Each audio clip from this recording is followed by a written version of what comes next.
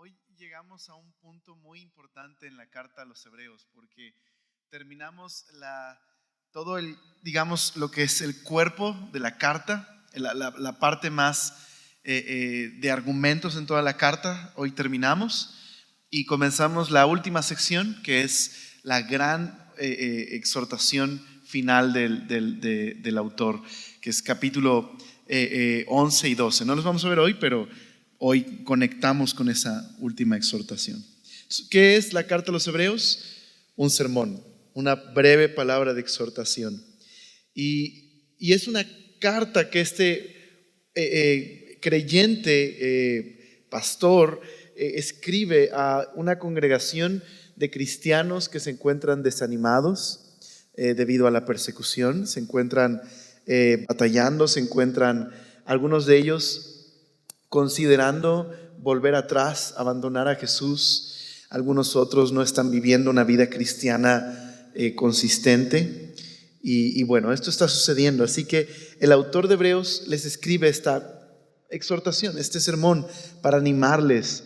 Y comienza la carta en el capítulo 1 describiendo lo grande que es Jesús. El autor incluso utiliza dos imágenes para describir a Jesús así. Le llama de la siguiente manera: el Hijo es el resplandor de la gloria de Dios, la fiel imagen de lo que Dios es. Y es que el autor de Hebreos comienza argumentando así: Dios ha hablado muchas veces en el pasado. Dios se ha revelado a través de las historias que narran el Antiguo Testamento. Dios ha hablado con claridad, pero ahora, a través del Hijo, lo hace de una manera superior.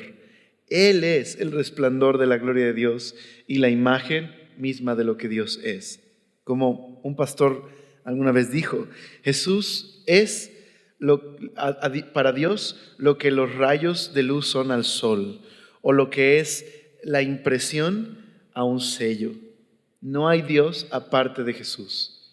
Y Jesús es Dios, pero hecho hombre. Entonces, eso es lo que el autor dice.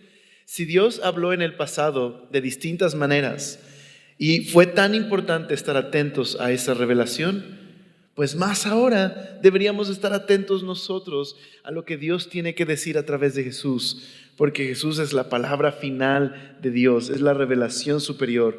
Dios se ha hecho hombre. Y entonces lo que hemos estado estudiando a lo largo de esta carta es varias escenas en las que el autor de Hebreos compara a Jesús con algún personaje o alguna historia del Antiguo Testamento, precisamente para decirnos, mira cómo en esta historia Dios habló y el pueblo era necesario que escuchara la voz de Dios. Pues Jesús es superior a todas esas maneras en las que Dios habló en la antigüedad. Bueno, donde nos quedamos en la semana pasada es Jesús está siendo comparado con los sacrificios del Antiguo Testamento y con el pacto, el acuerdo significativo al que Dios entró con el pueblo de Israel. Y el argumento del autor de Hebreos es que Jesús es un sacrificio superior y a través de su sangre Dios ha establecido con nosotros un pacto superior. Entonces el capítulo 10 en la primera parte es básicamente un resumen. Y después de eso, el autor dice, ok, a la luz de todo lo que hemos estado aprendiendo, ¿cómo deberíamos vivir como cristianos? A la luz de que Jesús es superior y es digno de nuestra devoción y nuestra confianza, ¿cómo deberíamos vivir? Entonces, ¿por qué no oramos y le pedimos al Señor que nos hable, que nos transforme, que nos confronte, nos anime, nos exhorte? ¿Me acompañas? Señor, gracias por ser tan bueno, porque tu palabra, Señor, es verdad. Y Señor, a través de tu palabra, por favor, limpia nuestros corazones. Ayúdanos a ver el gran amor que nos tienes y cómo tú eres el que nos has transformado, Señor. Y hasta el día de hoy lo sigues haciendo. Señor, aquí están nuestras vidas. Señor, háblanos. Amén. Acompáñame a Hebreos capítulo 10. Hebreos capítulo 10.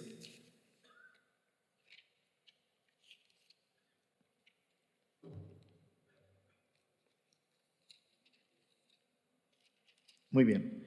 Entonces, toma en cuenta como en algunas otras ocasiones hemos dicho, toma en cuenta que cada uno de estos libros en la Biblia pues fue diseñado con la intención de que lo leyéramos de principio a fin. Pero pues como estamos estudiándolos, pues vamos pasando por cada sección lentamente para profundizar en ella, para ir comprendiendo la palabra de Dios. Entonces, ¿por qué digo esto? Porque si a lo mejor no has estado en contacto con los demás capítulos de Hebreos, no nos has seguido en la serie, de pronto vienes, pues es como entrar a la mitad de una película sin que sepas qué ha estado pasando. Entonces, solo para recordarte, Hebreos capítulo 10, la primera parte es una conclusión, es un resumen de algo que el autor ha estado diciendo. Entonces, toma eso en cuenta. Y ahorita que yo lo voy mencionando, voy recordando un par de cosas. Entonces, el verso 1 dice así: porque la ley, teniendo la sombra de los bienes venideros, no la imagen misma de las cosas, nunca puede, por los mismos sacrificios que se ofrecen continuamente cada año, hacer perfectos a los que se acercan. De otra manera, cesarían de ofrecerse, pues los que tributan este culto, limpios una vez, no tendrían ya más conciencia de pecado. Pero en estos sacrificios cada año se hace en memoria de los pecados, porque la sangre de toros y de machos cabríos no puede quitar los pecados. Entonces, el autor de Hebreos está resumiendo el hecho de que, como vimos la semana pasada, Dios había establecido un sistema de sacrificios. Y la razón de los sacrificios, ¿a qué apuntan los sacrificios?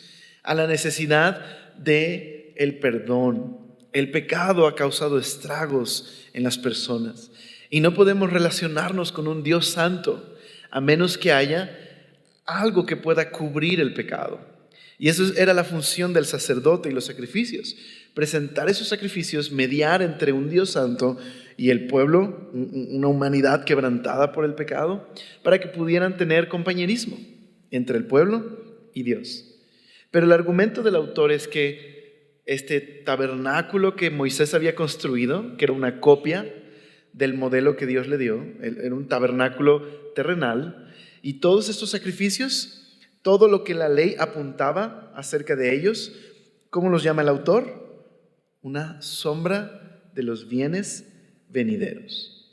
Entonces, todos estos sacrificios diarios, estos sacrificios anuales que se ofrecían, eran insuficientes, necesarios, pero insuficientes. ¿Insuficientes para qué?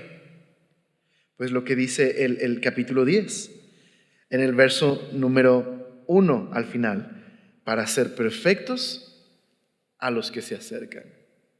Ahora, nuestra idea de perfección es muy diferente a lo que los autores bíblicos tienen en mente. Para nosotros algo perfecto es algo que no tiene error, algo que no tiene un desperfecto. Pero la palabra perfecto significa simplemente completo, ¿ok? Entonces, ¿qué es lo que el autor de Hebreos está diciendo? La ley, con sus sacrificios, con el tabernáculo, era una sombra tenue que apuntaba a las cosas buenas que habrían de venir. Mientras tanto, esos sacrificios tenían un propósito: poder ayudar al pueblo a tener una relación con Dios. Pero eran, aunque necesarios, insuficientes, porque nunca podían hacer completos a los que se acercan a adorar a Dios. Es decir, no podían tratar definitivamente con el pecado. No podían. ¿Por qué? Pues porque tenían que ofrecerse, ¿cuándo? Diariamente y cada año. No podían solucionar de una vez y para siempre, de manera definitiva, el pecado. Y por eso eran insuficientes. Solo eran una sombra. Apuntaban hacia la necesidad de algo más. Ese es el punto. Todos estos sacrificios nos hacen darnos cuenta: se necesita de algo más, algo superior, algo mejor, porque aunque son buenos y necesarios, son insuficientes. No pueden hacer perfectos, completos a los que se acercan. No pueden tratar de manera definitiva el pecado. Y entonces aquí viene el autor para decir: Pero Dios ofreció algo mucho mejor, su propia vida a través de Jesús. Entonces dice el verso número 3, vamos a retomar de ahí.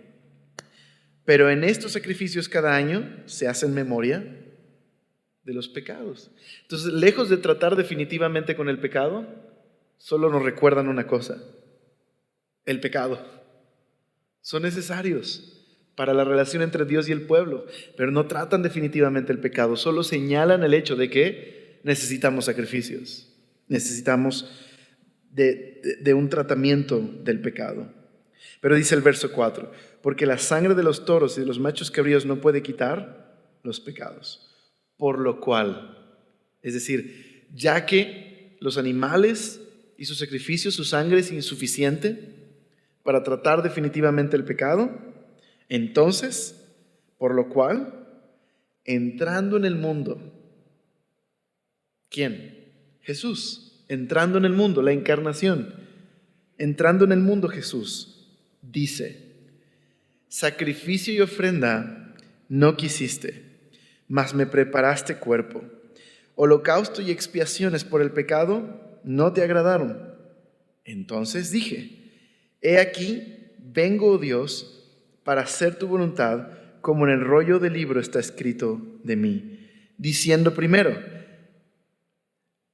sacrificio y ofrenda y holocausto y expiaciones por el pecado no quisiste, ni te agradaron, las cuales cosas se ofrecen según la ley. Y diciendo luego: he aquí que vengo, Dios, para hacer tu voluntad, quítalo primero para establecer esto último. Ahora, mira lo que está sucediendo. El autor de Hebreos dice que cuando Jesús se encarnó y dijo estas cosas, vincula la encarnación con algunas citas del Antiguo Testamento. Y estas citas, lo que hacen estas citas es mostrar que los sacrificios eran insuficientes. Este sacrificio que Cristo cita, sacrificio y ofrenda no quisiste, no te agradaron. ¿Qué significa? Porque si a Dios no le agradan los sacrificios, Dios les pidió que ofrecieran sacrificios. ¿Qué está diciendo aquí? Los sacrificios eran necesarios, otra vez, por el problema del pecado, para poderse relacionar con Dios, poder tener compañerismo con Dios. Pero hubo un momento en el corazón de Israel. Los sacrificios eran vistos como meros rituales y ya no significaban para ellos lo que tenían que significar. Un símbolo profundo de la separación que causa el pecado y sus consecuencias, la muerte, se convertían en un mero ritual. Así que Dios en varias ocasiones le había expresado a Israel: no quiero tus sacrificios. Es más, si yo tuviera hambre, no te pediría a ti de comer. Toda la creación es mía. No necesito tus sacrificios. Lo que Dios quería era el corazón de ellos. El punto es este: ofrecer esos sacrificios que ofrecían, pero sin un corazón arrepentido por el pecado, no servía de absolutamente nada. Y por eso lo que dice Jesús es: esos sacrificios son insuficientes. Más bien, me preparaste cuerpo. Y he aquí vengo, como dice el rollo, como está escrito de mí, vengo a hacer tu voluntad. Entonces luego el autor de Hebreos comenta estas dos citas para decir: mira, Jesús estaba diciendo que los sacrificios eran insuficientes, pero Dios se proveyó de un mejor sacrificio. Jesús, me preparaste un cuerpo, es decir, me preparaste como un sacrificio. Y entonces el autor de Hebreos, mira lo que dice en el verso número 10. Esto es maravilloso. Vamos a comparar el verso número 1 al final con el verso 10. ¿Qué dice el verso 1 al final? Que estos mismos sacrificios que se ofrecen continuamente cada año, dice que no pueden hacer perfectos a los que se acercan. Pero, verso número 10, en esa voluntad, es decir, en la obediencia de Jesús, que va a ir a la cruz a ofrecerse como un sacrificio, en esa voluntad somos santificados mediante la ofrenda ¿de qué? Otra vez, del cuerpo de Jesucristo, hecha una vez y para siempre. Los sacrificios no pueden hacer perfectos, no pueden limpiar la conciencia, no pueden tratar definitivamente el pecado. Jesús dijo: sacrificios no quieres, Señor, me preparaste cuerpo, vengo a hacer tu voluntad. ¿Cuál era la voluntad de Dios? Que Jesús se ofreciera como el sacrificio perfecto. Y es en esa obediencia y en ese sacrificio que tú y yo por fin somos santificados. Es decir, que Dios trató definitivamente con el pecado. Eso es lo que está diciendo. Jesús es la ofrenda superior. Pero esto es lo más loco de todo. Que Jesús vino a hacer lo que ninguno de nosotros, ni los cristianos mencionados en esta carta, ni los israelitas podían hacer: rescatarnos, salvarnos a nosotros mismos. No podíamos. Así que Dios se hizo hombre y fue el hombre, el humano obediente que ninguno de nosotros podíamos ser. Y Él mismo se convierte, Él mismo, no solo es el sacerdote que es nuestro mediador entre Dios y los hombres, Él mismo se convierte en nuestra ofrenda por el pecado. Dios mismo se hace hombre y se convierte en el sacrificio perfecto para que en la voluntad de Jesús, la voluntad de Dios y en la obediencia de Jesús, por fin Dios ha tratado definitivamente con el pecado. Entonces, ahora lo que hace el autor de Hebreos es contrastar los sacrificios de los sacerdotes con el de Jesús. Dice el verso 11: y ciertamente todo sacerdote está día tras día ministrando y ofreciendo muchas veces los mismos sacrificios que nunca pueden quitar los pecados. Entonces, sacerdotes humanos tienen que ofrecer sacrificios por ellos mismos, porque no solo son mortales, sino son pecadores también. Tienen el mismo problema. Tienen que ofrecer sacrificios continuamente. Sacrificios de animales que no pueden tratar definitivamente el pecado. Pero mira el contraste con Jesús, verso 12. Pero Cristo, habiendo ofrecido una vez y para siempre un solo sacrificio por los pecados, se ha sentado a la diestra de Dios, y de ahí en adelante esperando a que sus enemigos sean puestos por estrados de sus pies. Porque con una sola ofrenda hizo perfectos para siempre a los santificados. Jesús, muy diferente. Él ofreció un solo sacrificio. No tuvo que ofrecer ningún sacrificio por Él mismo, porque Él nunca pecó. Él era obediente a su Padre. Nunca pecó. Ofreció un solo sacrificio, no sangre de animales, su propia vida. Y con eso ha hecho perfectos a los santificados. ¿Para cuándo? Para siempre. ¿Notas? Sacrificios de animales no pueden hacer perfectos a los que se acercan. No pueden hacerlos completos para dar a Dios sin nada que estorbe de culpa y pecado. Pero el sacrificio de Jesús hace completos a los santificados para siempre. Trata definitivamente el problema del pecado y quita lo que estorba para que podamos acercarnos a Dios. Y por último, el autor de Hebreos dice: y de hecho, el Espíritu Santo, Él mismo da testimonio en las Escrituras. A través de los profetas, el Espíritu Santo hablaba. Y lo que hace el autor de Hebreos es citar lo que el Espíritu Santo dijo por boca de un profeta, Jeremías, para afirmar precisamente que el sacrificio de Cristo es el remedio definitivo contra el problema del pecado que nos separa de Dios y que nos puede hacer libres y nos hace nuevos. Es el poder para vivir una vida nueva para Dios. Entonces dice el verso 15: y nos atestigua lo mismo el Espíritu Santo, que después de haber dicho: este es el pacto que haré con ellos después de aquellos días, dice el Señor. Pondré mis leyes en sus corazones y en sus mentes las escribiré. Y añade, y nunca más me acordaré de sus pecados y transgresiones, pues donde hay remisión de estos, es decir, donde se perdonan los pecados, no hay más ofrenda por el pecado. Entonces el Espíritu Santo da testimonio de que era necesario en el Antiguo Testamento, esto lo dijo Jeremías, cientos de años antes. ¿Y qué es lo que dijo el Espíritu Santo a través de Jeremías? Necesitamos un nuevo pacto, porque este pueblo bajo el antiguo pacto, por causa del pecado, son incapaces de amar y obedecer verdaderamente a Dios. Vienen días donde será necesario un mejor pacto, uno que no estará escrito en tablas, sino en el corazón, y que por fin traerá una transformación interior de la persona y la va a capacitar para verdaderamente amar a Dios y para tener una relación personal con Dios. Va a tratar definitivamente con el pecado, va a librarlo de la culpa y va a poder ser transformado en el interior. Así que el sacrificio superior de Jesús, este es el punto del autor, se ha convertido en el fundamento de este nuevo pacto, una nueva relación con Dios, el poder para vivir una vida nueva.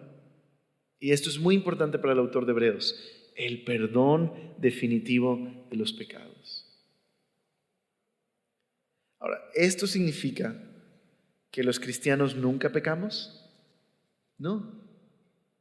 Pero significa que se ha tratado definitivamente con el problema del pecado, porque el sacrificio de Cristo fue el sacrificio por los pecados de la humanidad, pero que tienen un impacto duradero, un impacto para siempre.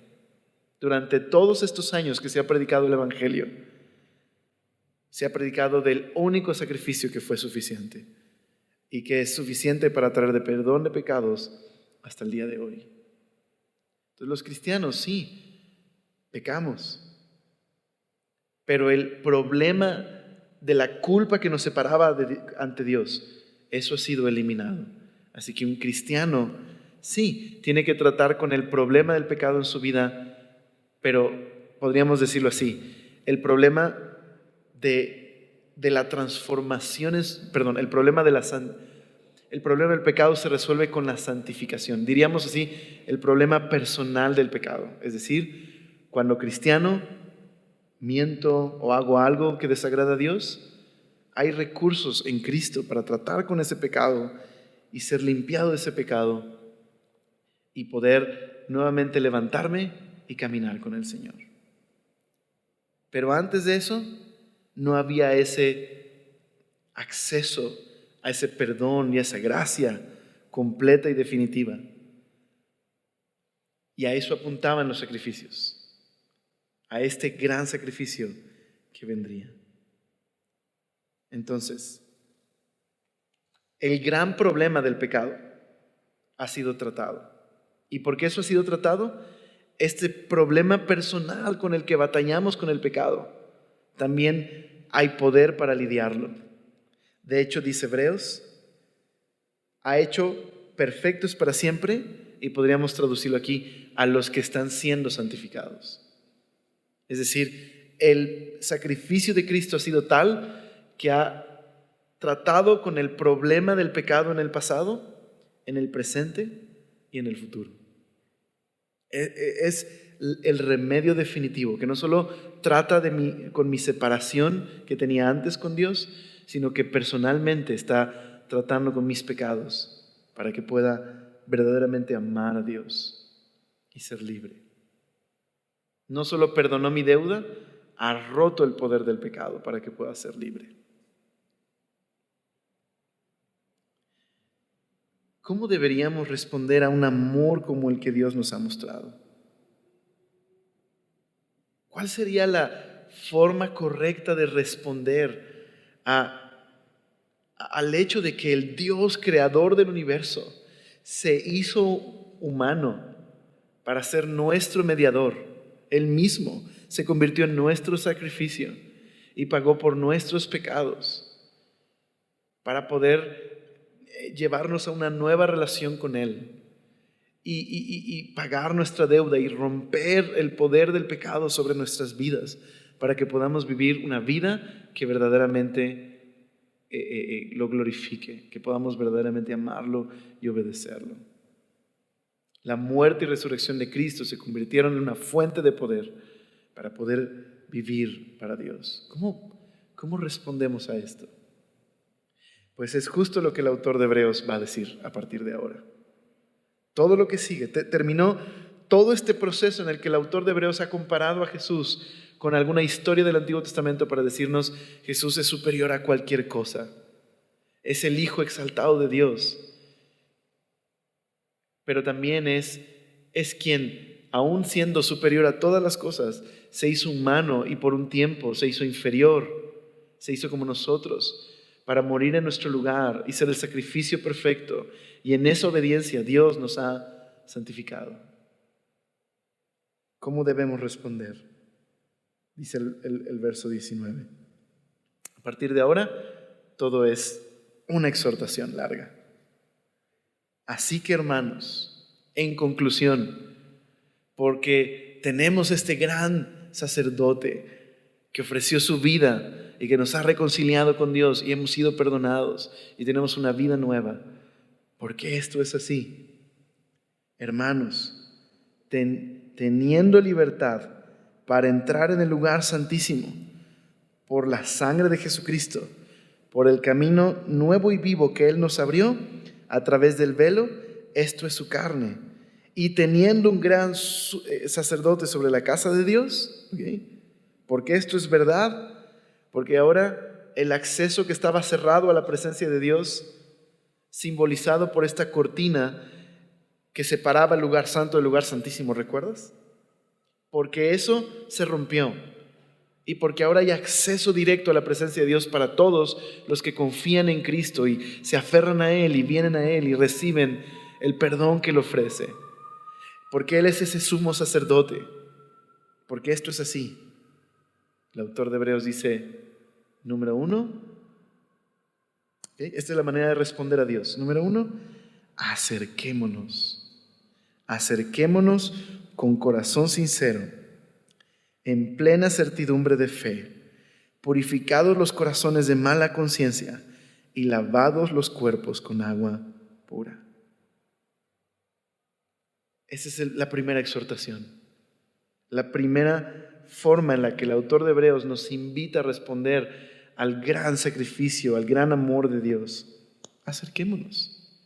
Este es el clásico lenguaje que el Antiguo Testamento usaba para expresar una invitación a acercarnos a Dios.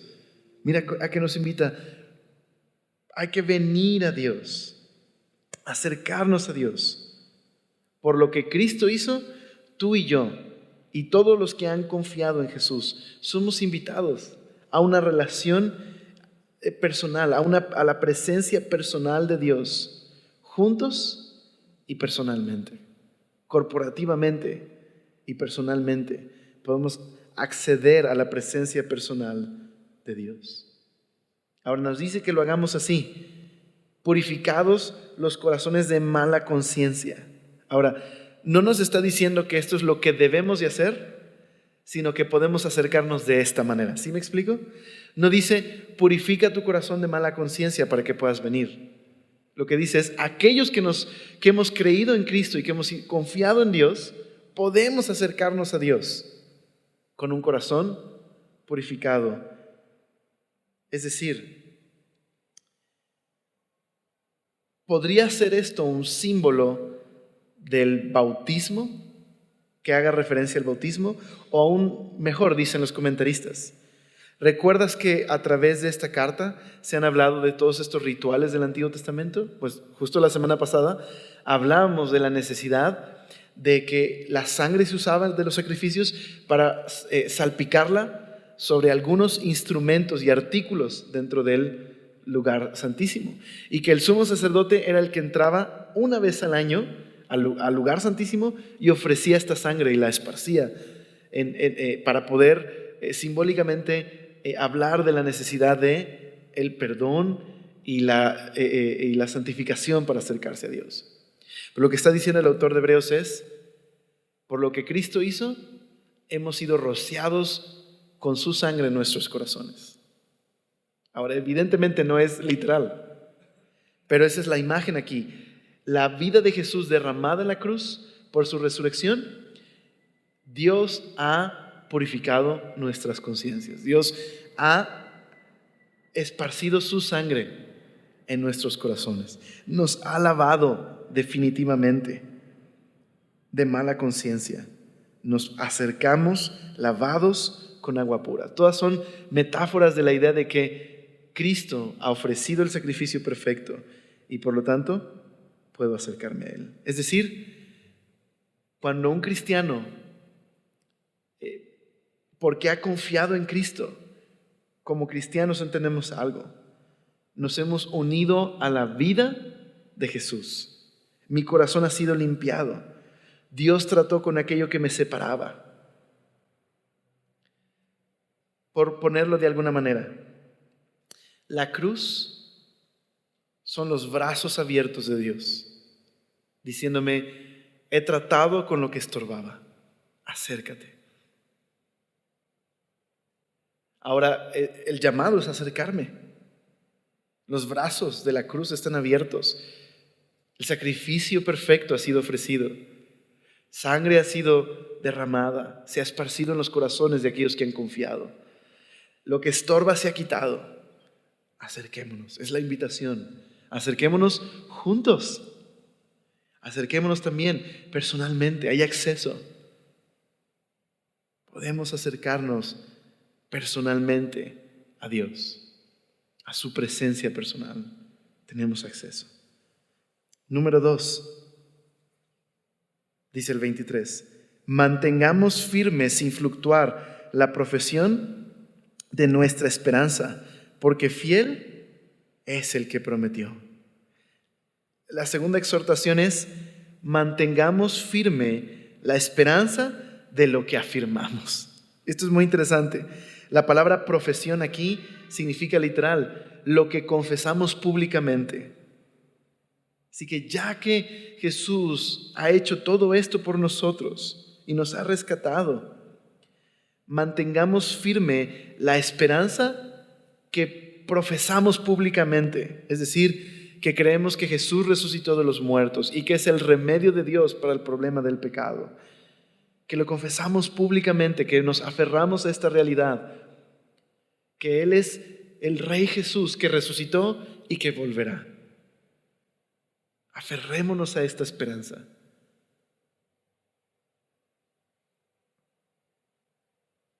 Es decir, aferrémonos a la gran historia de Dios. ¿Cuál es la historia que narra la Biblia? La historia de Dios y su gracia para nosotros. Es la historia acerca del pecado y cómo el pecado ha sido tratado definitivamente en la cruz. Esa es la historia que proclamamos. Es la historia a la que nos acercamos diariamente. Es la historia que nos predicamos cada día. Y es la historia que anunciamos a otros. Nos queremos aferrar a ella.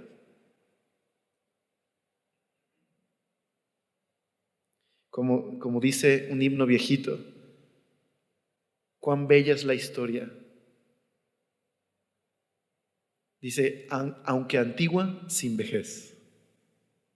Esa es la historia a la que nos aferramos. La historia de cómo Dios nos rescató de la muerte y del pecado y lo ha tratado definitivamente.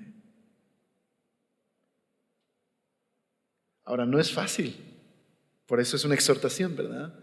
No es fácil aferrarnos a esta esperanza, pero necesito recordar que este es el plan de Dios para rescatar a su mundo. Nos ha rescatado y queremos aferrarnos y predicarnos todos los días el Evangelio y recordar esta gran historia que ahora es nuestra historia. Y número 3, dice el 24, y considerándonos unos a otros para estimularnos al amor y a las buenas obras, no dejando de congregarnos, como algunos tienen por costumbre, sino exhortándonos, y tanto más cuando veis que aquel día se acerca. Así que, tercera exhortación, ¿cómo respondemos a tanta bondad? Acerquémonos. Los brazos de la cruz nos invitan a acercarnos. El sacrificio ha sido ofrecido. No hay nada que estorba. Podemos acercarnos. Número 2, aferrémonos a la historia del Evangelio.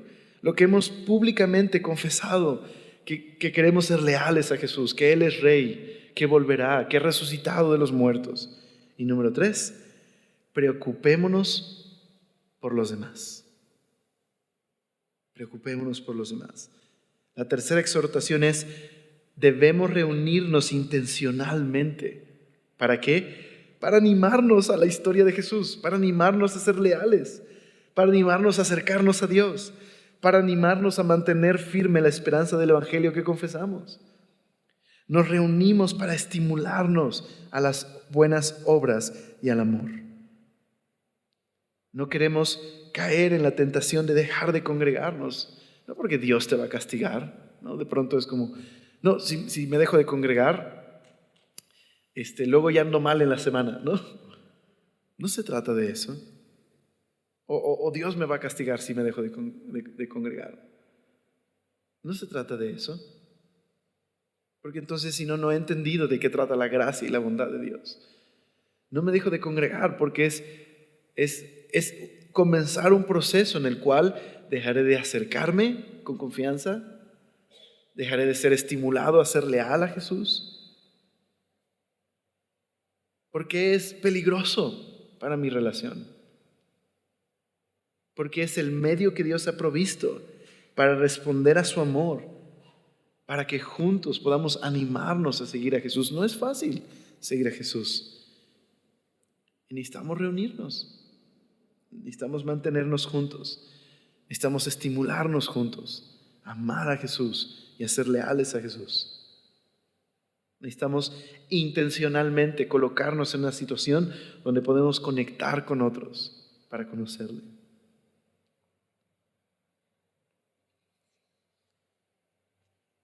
Entonces, no hay agentes libres ni llaneros solitarios. Necesitamos de la iglesia. Necesitamos reunirnos e involucrarnos juntos. Entonces, date cuenta que estas 3 exhortaciones, acerquémonos, ¿verdad? Congreguémonos, ¿verdad? También nos dice eso. Y aferrémonos a la esperanza.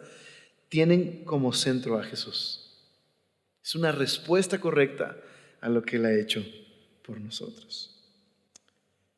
Pero entonces, en el final del pasaje, que es prácticamente una sola idea, está la exhortación más severa de toda la carta de Hebreos. Es la más dura y la más severa. Pero, ¿por qué es importante que la leamos en el contexto? Muchas veces se separa lo que estamos a punto de leer del contexto de toda la carta y del contexto de lo que acabamos de leer, una respuesta al amor y la bondad de Jesús. Y por eso creo que se ha malinterpretado y sacado mucho de contexto. E incluso se ha utilizado para condenar a otros, o nos hemos sentido condenados a leer estos versículos. Y por eso no quisiera verlos separados, sino creo que es necesario que los entendamos con una sola idea. Entonces dice el verso 26. Entonces recuerda, esto es una respuesta a Jesús: acercarnos, mantenernos unidos, congregarnos, tener a Jesús en el centro, responder a su amor. Dice el 26. Porque si pecaremos voluntariamente después de haber recibido el conocimiento de la verdad, ya no queda más sacrificio por los pecados, sino una horrenda expectación de juicio y de hervor de fuego que ha de devorar a los adversarios. El que viola la ley de Moisés por el testimonio de 2 o 3 testigos muere irremisiblemente. Cuanto mayor castigo pensáis que merece el que pisoteare al Hijo de Dios y tuviere por inmunda la sangre del pacto en el cual fue santificado, e hiciere afrenta al Espíritu de gracia? Pues conocemos al que dijo: mía es la venganza, yo daré el pago, dice el Señor. Y otra vez, el Señor juzgará a su pueblo. Horrenda cosa es caer en manos del Dios vivo. ¿Te imaginas si solamente tuviéramos el verso 26 al 31 de la Biblia? ¿Sí me explico? Aislar este pasaje del contexto de Hebreos y el contexto de lo que acabamos de ver podría ser causa de por qué malinterpretamos este texto. Esta es la exhortación más dura de Hebreos, la más severa de todas. Y algo muy importante que pues no tenemos muchas veces el tiempo de hacer por el tiempo que tenemos de enseñanza cada miércoles, pero yo te ruego que hagas esto. Siempre que encuentres una cita del Antiguo Testamento, tómate tu tiempo para ir a esa cita y leer el contexto de esa cita. Entonces, llegando a casa, tienes que leer algunas de las citas que aparecen aquí. Deuteronomio 32, tienes que leerlo completo. Isaías 26, tienes que leerlo completo. Y también del libro de Números, es importante que puedas leer también Números 15. Todos estos pasajes del Antiguo Testamento son el contexto de esta carta, de esta exhortación, ¿ok? Entonces, una cosa importante. El autor de Hebreos dice que aquellos que pecan voluntariamente no queda más ofrenda para el pecado, ¿ok? Por el pecado, sino que Dios se convertirá en un juez y que lo único que les espera es una terrible expectativa de juicio. Ok, en Números está en el Antiguo Testamento y es parte del Pentateuco. Dios había dado instrucciones al pueblo acerca del pecado. Y había instrucciones de aquellos que pecaban involuntariamente, por ignorancia o por que pecaran ocasionalmente, ¿ok? Eso se refiere involuntariamente. Y daba las ofrendas que eran para esos pecados. Pero luego dice, pero aquellos que pequen voluntariamente, no hay ofrenda. Tienes que sacarlos de la congregación. Son expulsados, no son más parte de la comunidad, ¿ok? Entonces tengo que entender algo. En Deuteronomio 32 es otro pasaje clave. Es el cántico de Moisés. Moisés comienza recordándole a Israel su historia. Están antes de cruzar el Jordán y tomar la tierra prometida. Moisés les recuerda su historia y de cómo Dios los rescató de Egipto y fue bueno con ellos. Pero Moisés sabe que este pueblo tiene un corazón muy duro. Y sabe que muchos de ellos, ¿cómo lo sabe?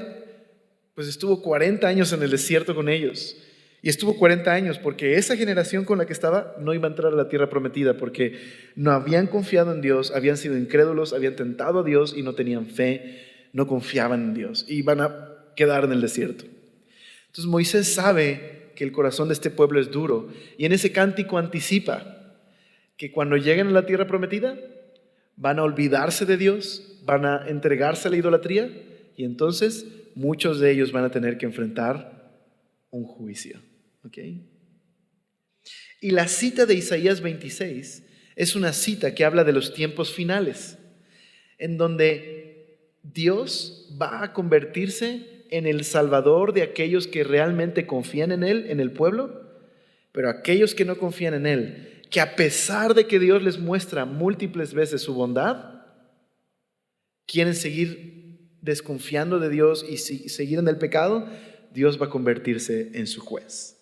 Ok, ¿qué tienen en común estas citas? Números, Deuteronomio 32 e Isaías 26. Este es el punto. Aquellos que pecan deliberadamente, no está hablando de una persona que en su caminar cristiano falla o peca. Está hablando de alguien que levanta su puño en rebelión y dice, no me interesa el sacrificio de Cristo, no quiero su perdón, no quiero saber de ti. Adiós. No hay más sacrificio por su pecado. ¿Por qué? Porque está rechazando el único sacrificio disponible para el pecado. No va a encontrar en ningún otro lugar respuesta porque está rechazando la única respuesta que Dios ha provisto. Una analogía que nos puede ayudar a entender esto. ¿Ubican a Edward Jenner? A él le debemos, a sus descubrimientos, le debemos el avance en las vacunas. En la época de Edward Jenner había una enfermedad terrible, una viruela maligna, y que estaba acompañada de fiebres terribles que te mataban. ¿Okay? Y lo que Edward Jenner observó es que las personas que trabajaban en las granjas se enfermaban de una especie de enfermedad un poquito, mucho más leve que esta otra, y que provenía de las vacas. Así que se dio cuenta de esto y esas personas se volvían inmunes a esta otra viruela terrible. Así que, ¿qué hizo? Pues lo más loco, inoculó a las personas con enfermedad de vacas, ¿no? Y les daba inmunidad a las personas, así que ya no les daba la otra enfermedad más terrible. Y ahí comenzó el desarrollo de las vacunas, por eso les llamamos así. Es la inyección del virus mucho más atenuado para que provoque inmunidad del cuerpo y ya no te enfermes, ¿no? Pero en la época de Edward Jenner hubo todo un revuelo. No todas las personas estaban de acuerdo. De hecho, había una sociedad antivacunas. Y que había así una enorme cantidad de personas que creían que estaba loco Edward Jenner. De hecho, hacían conferencias, lo ridiculizaban, hacían caricaturas de él, vacunando gente y la gente convirtiéndose como en vacas mutantes, ¿no? Literal, no es broma. Y sabes, esas personas estaban rechazando el remedio que se les estaba ofreciendo. Ignorancia, temor, pero estaban rechazando esa respuesta. ¿Qué les iba a pasar si se enfermaban? Morirían, porque han rechazado el remedio. Y a eso es a lo que se está refiriendo el autor de Hebreos. Para quien rechaza el remedio, solo queda una expectativa de juicio. ¿Por qué? Porque ha rechazado el remedio deliberadamente. No lo quiere más y no encontrará remedio en ningún otro lugar. Ha rechazado la única fuente de perdón y reconciliación. Ha despreciado la gracia de Dios. Y el plan de Dios es ofrecer gracia. ¿Recuerdas los brazos de la cruz? Pero si yo rechazo eso deliberadamente, recuerda, esto es deliberadamente, es levantar mi puño en rebelión y rechazar esta única vía de perdón. No hay más remedio. Claro, a menos que se arrepienta y regrese, ¿verdad? Así que si el día de hoy tienes miedo de, yo tengo miedo de ser de esos que, te aseguro algo, si tienes miedo, muy probablemente no eres de estos que han rechazado la gracia deliberadamente. Si fueras de esos, creo que no estarías aquí. De hecho, te habría salido y no te importaría el mensaje. ¿Sí me explico? No se trata simplemente de un fallo en mi vida cristiana, porque somos pecadores y fallamos. Estamos hablando de un pecado deliberado, ¿ok? Espero que esto te haya liberado presión. Pero por otro lado, ¿por qué la Biblia habla de juicio?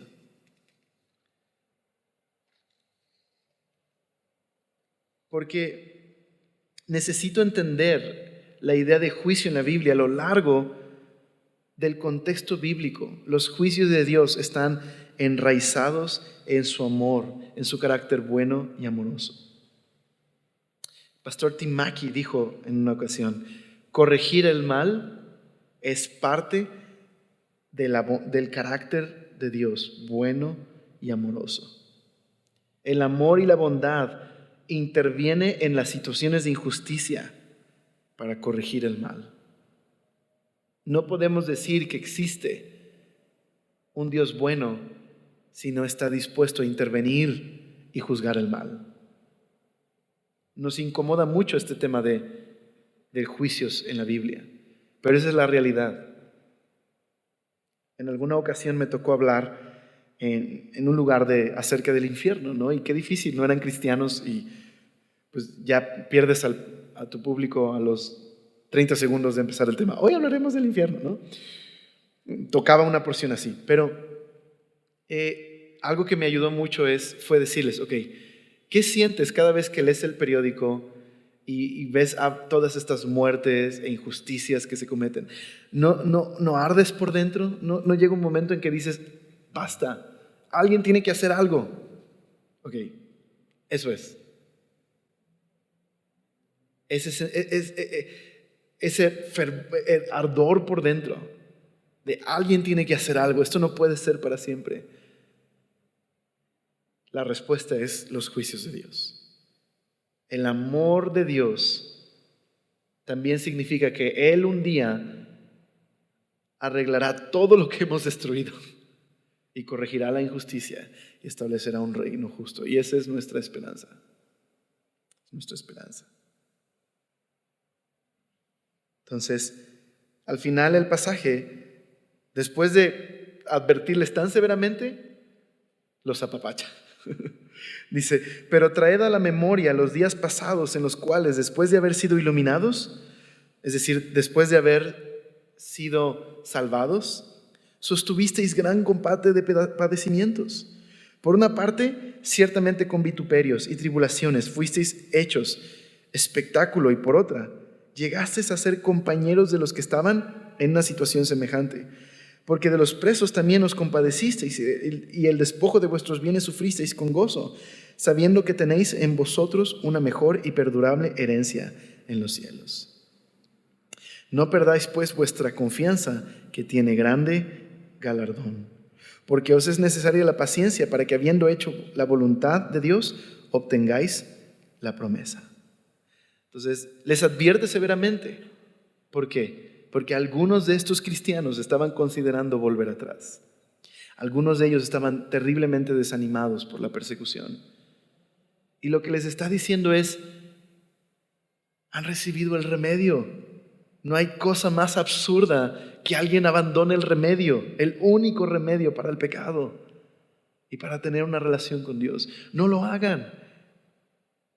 Y luego les dice, acuérdense de la fe vigorosa y vital que tenían antes.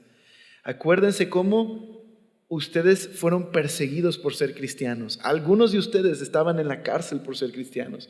Algunos de ustedes les confiscaron sus bienes. Públicamente los humillaron. Y aún así tenían esperanza y alegría, porque sabían que nadie podía arrebatarles la herencia que Dios tiene preparada para ustedes. Las cosas venideras. Acuérdense, les anima, acuérdense de esa esperanza, tengan ánimo, cobren ánimo nuevamente. Y termina el pasaje así, en el 37. Porque aún un poquito, y el que ha de venir vendrá y no tardará, mas el justo vivirá por fe, y si retrocediere no agradará mi alma. Pero nosotros no somos de los que retroceden para perdición, sino de los que tienen fe para preservación del alma. Últimas dos citas del Antiguo Testamento. Nuevamente cita Isaías 26 y cita Habacuc 2. ¿Qué tienen en común estos dos pasajes?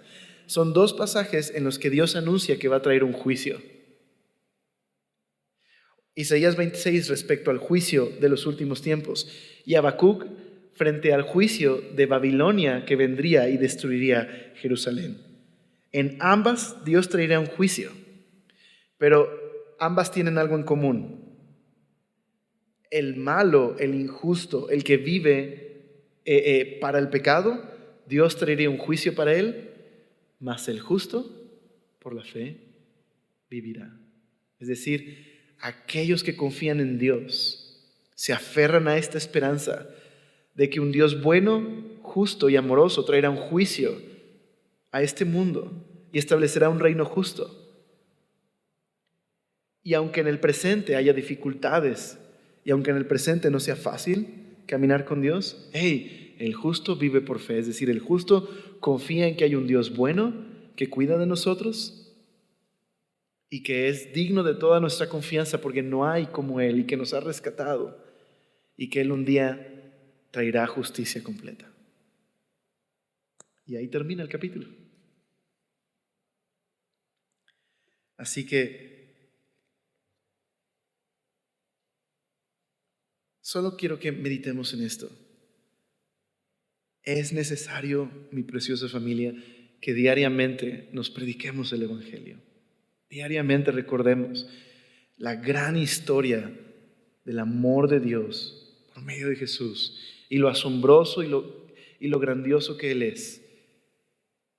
El resplandor mismo de Dios, la imagen misma de su sustancia, el Hijo exaltado, aquel que se hizo por un tiempo inferior para identificarse con nuestro pecado y morir en nuestro lugar.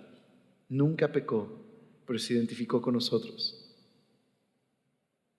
y resucitó y venció al pecado y a la muerte, y volverá y establecerá su reino justo. Cobra ánimo, ten ánimo. Si estás batallando con el pecado, acércate a aquel que es la fuente de perdón y gracia. ¿Has considerado tirar la toalla?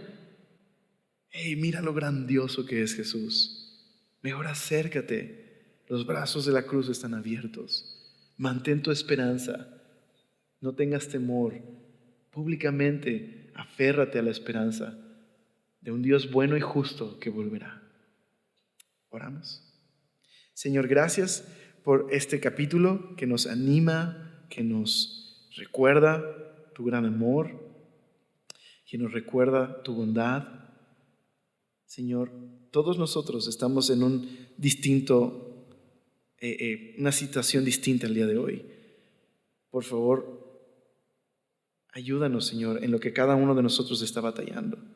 Pero lo que es verdad es que todos nosotros necesitamos escuchar este consuelo y este ánimo de seguir a Jesús y ser leales a Jesús por quién es Él y por lo que Él ha hecho por nosotros, Señor. Te pido que tú obres el día de hoy conforme a tu palabra y por la obra de tu Espíritu en nuestros corazones. Amén.